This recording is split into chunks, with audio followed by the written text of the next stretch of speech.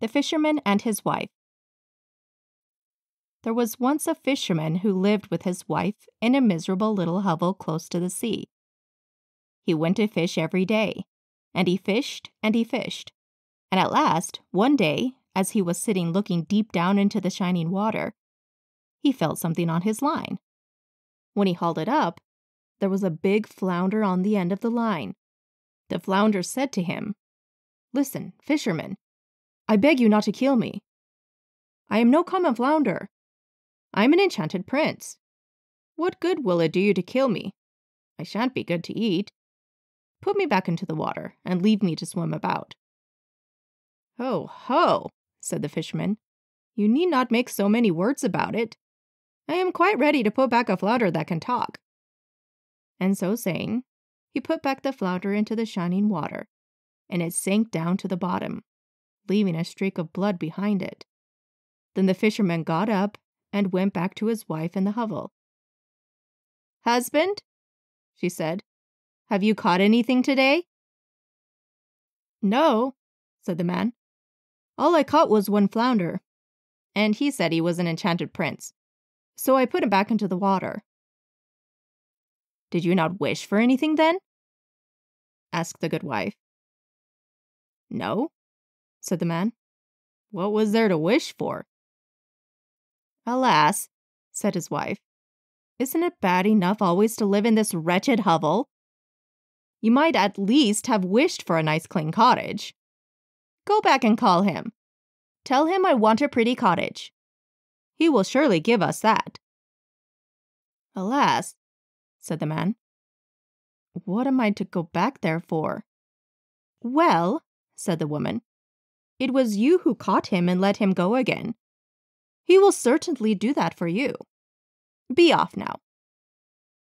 The man was still not very willing to go, but he did not want to vex his wife, and at last he went back to the sea. He found the sea no longer bright and shining, but dull and green. He stood by it and said, "Flounder, flounder in the sea, pray thee, hearken unto me. My wife Ilsabel must have her own will, and sends me to beg a boon of thee." The flounder came swimming up and said, "Well, what do you want?" "Alas," said the man, "I had to call you, for my wife said I ought to have wished for something as I caught you. She doesn't want to live in our miserable hovel any longer. She wants a pretty cottage." "Go home again then," said the flounder. "She has her wish fully." The man went home and found his wife no longer in the old hut, but a pretty little cottage stood in its place, and his wife was sitting on a bench by the door. She took him by the hand and said, "Come and look in here. Isn't this much better?" They went inside and found a pretty sitting room, a bedroom with a bed in it, a kitchen, and a larder with everything of the best in tin and brass and every possible need.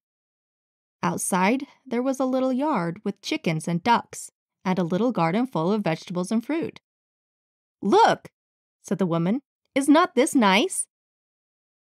"Yes," said the man, "and so let it remain. We can live here very happily." "We will see about that," said the woman. With that, they ate something and went to bed.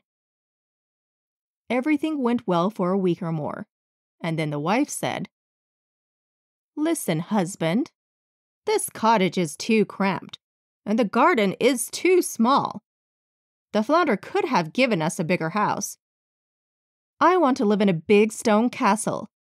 Go to the flounder and tell him to give us a castle." "Alas, wife," said the man, "the cottage is good enough for us. What should we do with a castle?"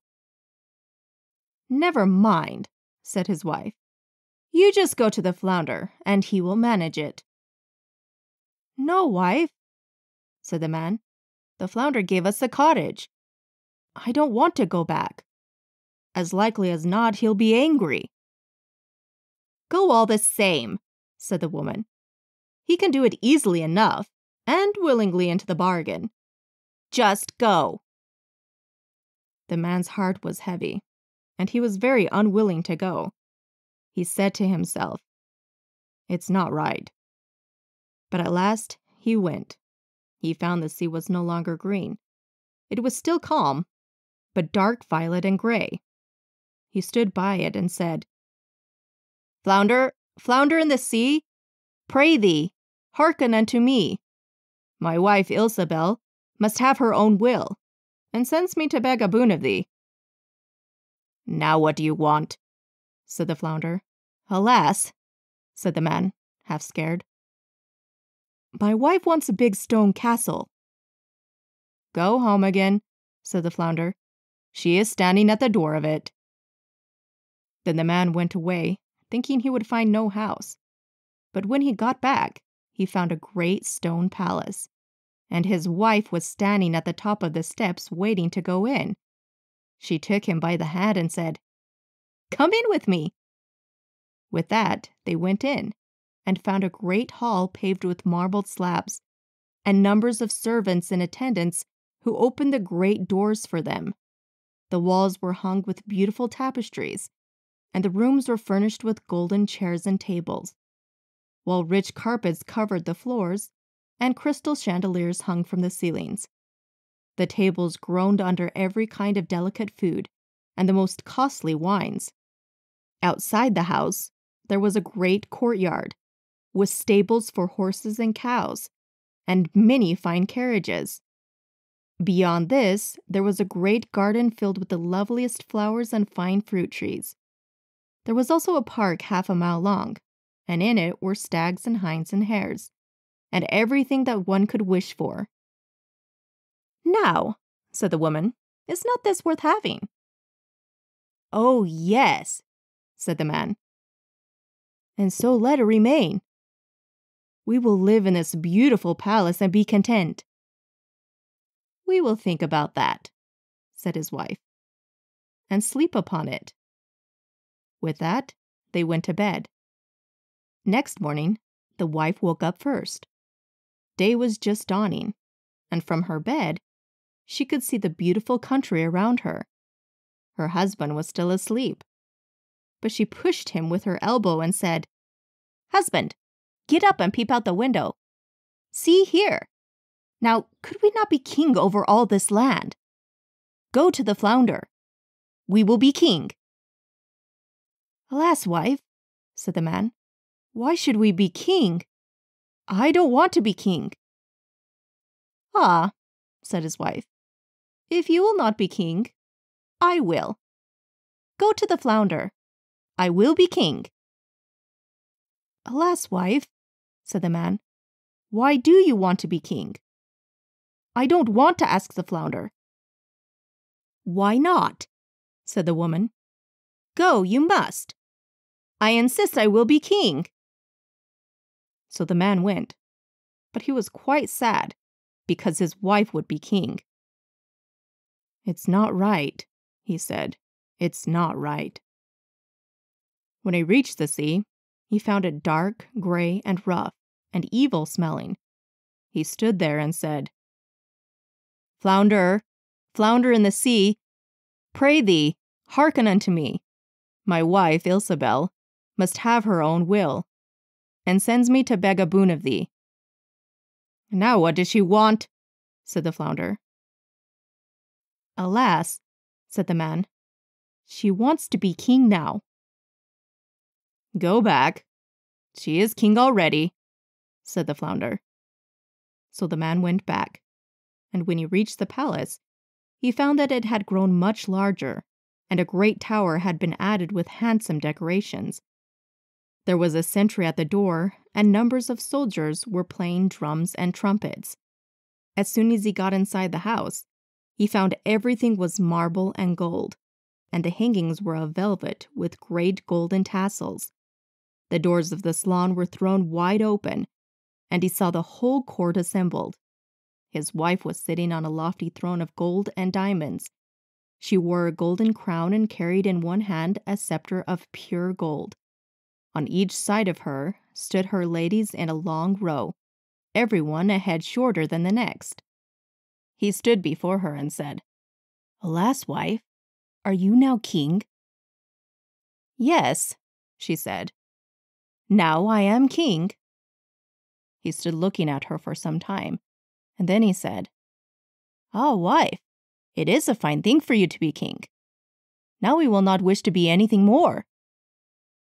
No, husband, she answered, quite uneasily. I find that time hangs very heavy on my hands. I can't bear it any longer. Go back to the flounder. King I am, but I must also be emperor. Alas, wife, said the man, why do you now want to be emperor? Husband, she answered, go to the flounder. Emperor I will be. Alas, wife, said the man, emperor he can't make you, and I won't ask him. There's only one emperor in the country, and Emperor the flounder cannot make you. That he can't. What? Said the woman. I am king, and you are but my husband. To him you must go, and that right quickly. If he can make a king, he can also make an emperor. Emperor I will be, so go quickly. He had to go, but he was quite frightened. And as he went, he thought, this won't end well. Emperor is too shameless. The flounder will make an end of the whole thing. With that, he came to the sea. But now, he found it quite black and heaving up from below in great waves. It tossed to and fro, and a sharp wind blew over it. And the man trembled. So he stood there and said, Flounder, flounder in the sea, pray thee hearken unto me. My wife Isabel must have her own will, and sends me to beg a boon of thee. What does she want now? Said the flounder. Alas, he said, my wife wants to be emperor. Go back, said the flounder. She is emperor.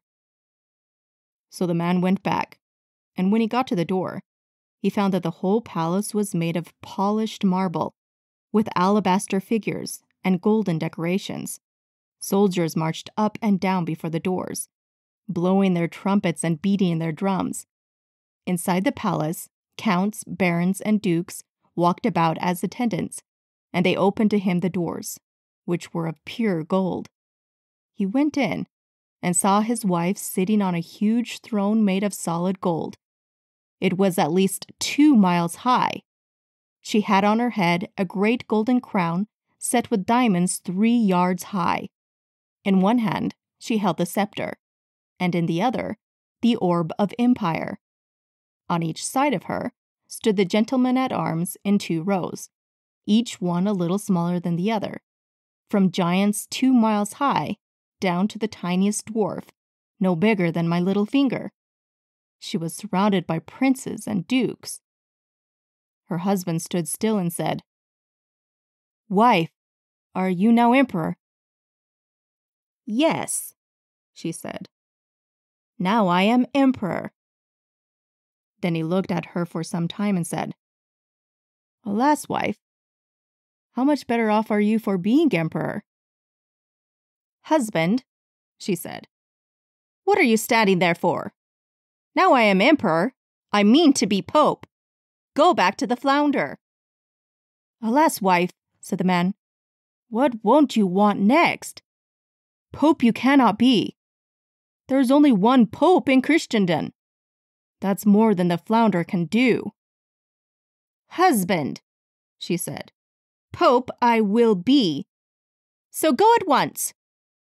I must be pope this very day. No, wife, he said. I dare not tell him. It's no good. It's too monstrous altogether. The flounder cannot make you pope. Husband, said the woman, don't talk nonsense. If he can make an emperor, he can make a pope. Go immediately. I am emperor, and you are but my husband. And you must obey. So he was frightened and went, but he was quite dazed. He shivered and shook and his knees trembled. A great wind arose over the land, the clouds flew across the sky, and it grew as dark as night. The leaves fell from the trees, and the water foamed and dashed upon the shore. In the distance, the ships were being tossed to and fro on the waves, and he heard them firing signals of distress. There was still a little patch of blue in the sky among the dark clouds, but towards the south, they were red and heavy, as in a bad storm. In despair, he stood and said, "Flounder, flounder in the sea, pray thee, hearken unto me. My wife Ilsabel must have her own will, and sends me to beg a boon of thee." "Now what does she want?" said the flounder. "Alas," said the man, "she wants to be pope." "Go back, pope she is," said the flounder. So back he went, and he found a great church surrounded with palaces. He pressed through the crowd, and inside he found thousands and thousands of lights. And his wife, entirely clad in gold, was sitting on a still higher throne, with 3 golden crowns upon her head, and she was surrounded with priestly state. On each side of her were 2 rows of candles, from the biggest, as thick as a tower, down to the tiniest little taper. Kings and emperors were on their knees before her, kissing her shoe. "Wife," said the man, "are you now pope?" "Yes," said she, "now I am pope." So there he stood, gazing at her, and it was like looking at a shining sun. "Alas," he said, "are you better off for being pope?" At first she sat as stiff as a post, without stirring. Then he said, "Now, wife, be content with being pope. Higher you cannot go." "I will think about that," said the woman, and with that they both went to bed. Still she was not content, and could not sleep for her inordinate desires. The man slept well and soundly, for he had walked about a great deal in the day, but his wife could think of nothing but what further grandeur she could demand. When the dawn red in the sky, she raised herself up in bed and looked out the window, and when she saw the sun rise, she said, "Ha! Can I not cause the sun and moon to rise?" "Husband," she cried, digging her elbow into his side, "wake up and go to the flounder. I will be lord of the universe." Her husband, who was still more than half asleep, was so shocked that he fell out of bed. He thought he must have heard wrong. He rubbed his eyes and said, "Alas, wife, what did you say?" "Husband," she said, "if I cannot be lord of the universe, and cause the sun and moon to set and rise, I shall not be able to bear it. I shall never have another happy moment." She looked at him so wildly that it caused a shudder to run through him. "Alas, wife," he said, falling on his knees before her, "the flounder can't do that. Emperor and Pope he can make, but this is indeed beyond him. I pray you, control yourself and remain Pope." Then she flew into a terrible rage. Her hair stood on end. She kicked him and screamed, "I won't bear it any longer! Now go!" Then he pulled on his trousers and tore away like a madman. Such a storm was raging that he could hardly keep his feet. Houses and trees quivered and swayed, and mountains trembled, and the rocks rolled into the sea. The sky was pitchy black. It thundered and lightened, and the sea ran in black waves mountains high, crested with white foam. He shrieked out, but could hardly make himself heard.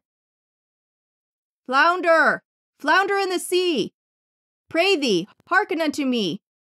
My wife Ilsabel must have her own will, and sends me to beg a boon of thee."